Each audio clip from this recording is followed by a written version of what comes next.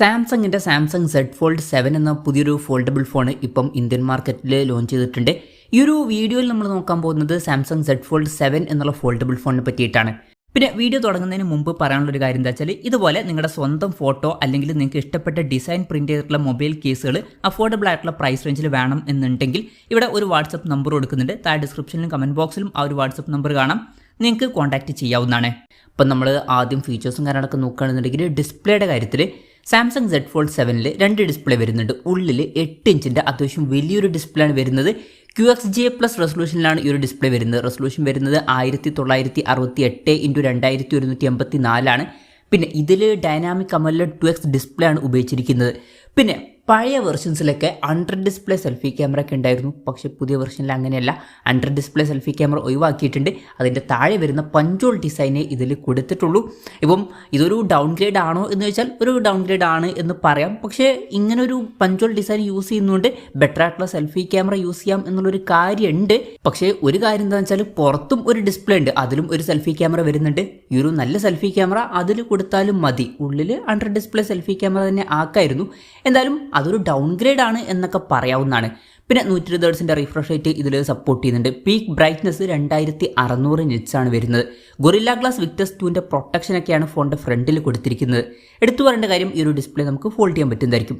ഇനി ഫോൾഡ് ചെയ്ത് കഴിഞ്ഞാൽ പുറത്ത് ഒരു ഹാഫിലായിട്ട് 6.5 ഇഞ്ചിൻ്റെ ഫുൾ HD+ ഡിസ്പ്ലേ ആണ് വരുന്നത്.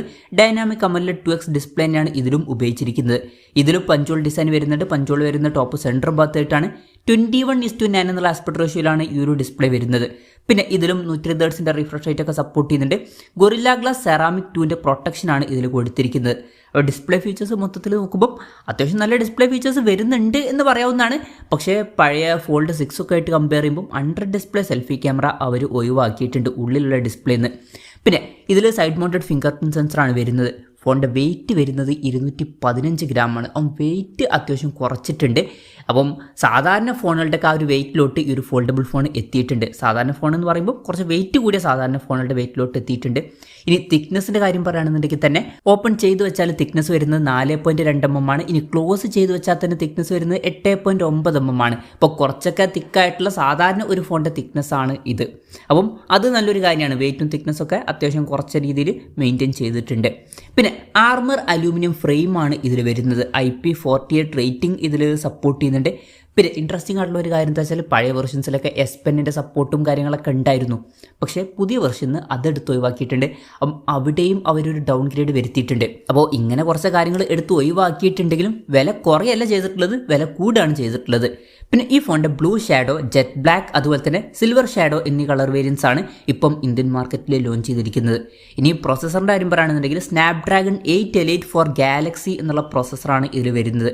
ഇത് സ്നാപ്ഡ്രാഗണിൻ്റെ ഏറ്റവും ലേറ്റസ്റ്റ് ആയിട്ടുള്ള ഫ്ലാഗ്ഷിപ്പ് പ്രോസസ്സറാണ്. ബെസ്റ്റ് ആയിട്ടുള്ള ഒരു പെർഫോമൻസ് തന്നെ ഇതിൽ ലഭിക്കുന്നതായിരിക്കും. അപ്പോൾ നല്ല പെർഫോമൻസ് നമുക്ക് എക്സ്പെക്ട് ചെയ്യാം. പിന്നെ 5G സപ്പോർട്ടും കാര്യങ്ങളൊക്കെ ഇതിൽ വരുന്നുണ്ട്. ഈ ഒരു ഫോണിൻ്റെ ബേസ് വേരിയൻറ്റിൽ 12 GB റാമും 256 GB ഇൻറ്റേർണലുമാണ് വരുന്നത്. 12 GB റാമും 512 GB ഇൻറ്റേർണലുമായിട്ട് വരുന്ന വെർഷനും 16 GB റാമും 1 TB ഇൻറ്റേർണലുമായിട്ട് വരുന്ന ഒരു വെർഷനും വരുന്നുണ്ട്. പിന്നെ LPDDR5Xൻ്റെ റാമും UFS 4.0 സ്റ്റോറേജ് ടൈപ്പൊക്കെയാണ് ഇതിൽ വരുന്നത്. സ്റ്റീരിയോ സ്പീക്കേഴ്സ് വരുന്നുണ്ട്. ഡോൾബി അറ്റ്മോസിൻ്റെ സൗണ്ട് സപ്പോർട്ട് ചെയ്യുന്നുണ്ട്. 3.5 mm ഓഡിയോ ജാക്ക് വരുന്നില്ല. പിന്നെ Android 16 ബേസ് ആയിട്ടുള്ള 1 UI സോഫ്റ്റ്വെയർ ഇതിൽ കൊടുത്തിട്ടുണ്ട്. അപ്പം Android 16 ബേസ് ആയിട്ടുള്ള സോഫ്റ്റ്വെയർ തന്നെ ഔട്ട് ഓഫ് ദി ബോക്സ് വരുന്നുണ്ട്. അതുമാത്രമല്ല 7 കൊല്ലത്തെ OS അപ്ഡേറ്റും അതുപോലെ തന്നെ 7 കൊല്ലത്തെ സെക്യൂരിറ്റി അപ്ഡേറ്റ്സും കാര്യങ്ങളൊക്കെ ഇതിൽ ലഭിക്കുന്നതായിരിക്കും. അപ്പം അത്യാവശ്യം കൂടുതൽ കാലത്തേക്കുള്ള സോഫ്റ്റ്വെയർ അപ്ഡേറ്റ്സ് ഇതിൽ ലഭിക്കും. അത് നല്ലൊരു കാര്യമാണ്.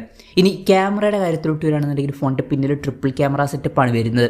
200 MP മെയിൻ ക്യാമറ സെൻസറാണ് ഇതിൽ വരുന്നത്. OSൻ്റെ സപ്പോർട്ട് ഇതിൽ കൊടുത്തിട്ടുണ്ട്. ഇപ്പം പഴയ വെർഷനിൽ 50 MP ക്യാമറ സെൻസർ ആയിരുന്നു. ഇപ്പം ഇതിൽ 200 MP ക്യാമറ സെൻസറാണ്. പിന്നെ 12 MP ultra wide angle lens വരുന്നുണ്ട്. അതുപോലെ തന്നെ 10 MP ഒരു ടെലിഫോട്ടോ ലെൻസും ഇതിൽ വരുന്നുണ്ട്. ഇതിൽ 3x ഒപ്റ്റിക്കൽ സൂം ഒക്കെ സപ്പോർട്ട് ചെയ്യുന്നുണ്ട്. പിന്നെ ഫ്രണ്ടിൽ 2 ഡിസ്പ്ലേയിലും 10 MP സെൽഫി ക്യാമറയാണ് കൊടുത്തിരിക്കുന്നത്. ഇപ്പം പഴയ വെർഷനിൽ ഉള്ളിലുള്ള ഡിസ്പ്ലേയിൽ 4 MP സെൽഫി ക്യാമറയൊക്കെ ഉണ്ടായിരുന്നുള്ളൂ. അപ്പം അതിൽ നിന്ന് ഒരു അപ്ഗ്രേഡ് വരുത്തിയിട്ടുണ്ട്. പക്ഷേ ആ ഒരു അപ്ഗ്രേഡ് വരുത്താൻ വേണ്ടിയിട്ട് അവർ ആ ഒരു ഡിസ്പ്ലേയിൽ പഞ്ചോൾ ഡിസൈൻ ആക്കിയിട്ടുണ്ട്. അപ്പോൾ ക്യാമറ ഫീച്ചേഴ്സ് നോക്കുമ്പോൾ അപ്ഗ്രേഡ്സും കാര്യങ്ങളൊക്കെ ഉണ്ട് എന്ന് തന്നെ പറയാവുന്നതാണ്. ബാറ്ററിയുടെ കാര്യത്തിൽ കാര്യമായിട്ട് വലിയ അപ്ഗ്രേഡ്സ് ഒന്നുമില്ല. 4400 mAh ബാറ്ററി തന്നെയാണ് വരുന്നത്. 25 വാട്ടിൻ്റെ ഫാസ്റ്റ് ചാർജിങ് സപ്പോർട്ടാണ് വരുന്നത്. 15 വാട്ടിൻ്റെ വയർലെസ് ചാർജിങ് സപ്പോർട്ടും കൊടുത്തിട്ടുണ്ട്. Type C ചാർജിങ് പോർട്ടും ഇതിൽ വരുന്നുണ്ട്. തിരക്കേടില്ലാത്ത ആവറേജ് ആയിട്ടുള്ള ബാറ്ററി സെറ്റപ്പ് എന്ന് പറയാം, അത്രേ ഉള്ളൂ. അപ്പം ഇതൊക്കെയാണ് മൊത്തത്തിൽ ഫീച്ചേഴ്സിനെ പറ്റി പറയാനുള്ള കാര്യങ്ങൾ. ഇനി വിലയുടെ കാര്യം പറയുകയാണെന്നുണ്ടെങ്കിൽ ഈ ഒരു ഫോണിൻ്റെ 12 GB റാം 256 GB ഇൻ്റേണൽ വെർഷൻ്റെ വില വരുന്നത് 1,74,999 രൂപയാണ്.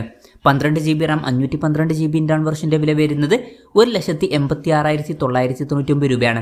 16 GB റാം 1 TB ഇൻ്റേണൽ വെർഷൻ്റെ വില വരുന്നത് 2,10,999 രൂപയാണ്. ജൂലൈ 25 മുതലാണ് ഫോണിൻ്റെ സെയിലും കാര്യങ്ങളൊക്കെ സ്റ്റാർട്ട് ചെയ്യുന്നത്. എന്തായാലും ഓവറോൾ നോക്കുകയാണെന്നുണ്ടെങ്കിൽ സാംസങ്ങിൻ്റെ പുതിയ ഫ്ലാഗ്ഷിപ്പ് ലെവലിൽ വരുന്ന ഫോൾഡബിൾ ഫോണാണ്. പക്ഷെ ഒരു കാര്യം എന്താണെന്ന് വെച്ചാൽ ചില ഡൗൺഗ്രേഡ്സ് വരുത്തിയിട്ടുണ്ട് എന്ന് പറയാവുന്നതാണ്. S Penൻ്റെ സപ്പോർട്ട് ഒഴിവാക്കിയിട്ടുണ്ട്. അതുപോലെ തന്നെ ഉള്ളിലുള്ള ഡിസ്പ്ലേയിൽ അണ്ടർ ഡിസ്പ്ലേ സെൽഫി ക്യാമറ ഒക്കെ ഒഴിവാക്കിയിട്ടുണ്ട്. ബാക്കി ചില അപ്ഗ്രേഡ്സ് ഒക്കെ വരുന്നുണ്ട്. ഇപ്പോൾ പ്രോസസ്സറിൻ്റെയും ക്യാമറയുടെയും കാര്യത്തിലൊക്കെ ചെറിയ അപ്ഗ്രേഡ്സും കാര്യങ്ങളൊക്കെ കൊണ്ടുവന്നിട്ടുണ്ട്. എന്നാലും ഇങ്ങനെ ചില ഡൗൺഗ്രേഡ്സും കൂടി വരുന്നുണ്ട്. അപ്പോൾ അങ്ങനെ ഡൗൺഗ്രേഡ്സ് വരുന്ന സ്ഥിതിക്ക് വില ഇത്രയും കൂട്ടണ്ടായിരുന്നു. ഒരു 10,000 രൂപ ഇപ്പോൾ പുതിയതായിട്ട് കൂടിയിട്ടുണ്ട്. അപ്പം അറ്റ്ലീസ്റ്റ് ആ ഒരു സെയിം പ്രൈസ് റേഞ്ചിൽ അല്ലാന്നുണ്ടെങ്കിൽ വില ഒരു 1,50,000 രൂപ പ്രൈസ് റേഞ്ചിലോട്ടൊക്കെ കൊണ്ടുവരായിരുന്നു. എന്തായാലും സാംസങ്ങിൻ്റെ Z Fold 7 എന്ന പുതിയ ഫ്ലാഗ്ഷിപ്പ് ലെവലിൽ വരുന്ന ഫോൾഡബിൾ ഫോൺ ഇന്ത്യൻ മാർക്കറ്റിൽ ലോഞ്ച് ചെയ്തിട്ടുണ്ട്. വില കുറച്ചും കൂടി കുറയ്ക്കായിരുന്നു എന്നാണ് എനിക്ക് പേഴ്സണലി തോന്നിയിട്ടുള്ളത്. അതാണ് ഈ ഒരു ഫോണിനെ പറ്റിയിട്ടുള്ള എൻ്റെ ഒരു പേഴ്സണൽ അഭിപ്രായം. ഈ ഒരു ഫോണിനെ പറ്റിയിട്ടുള്ള നിങ്ങളുടെ അഭിപ്രായം ജസ്റ്റ് ഒന്ന് കമൻറ്റ് ചെയ്യുക.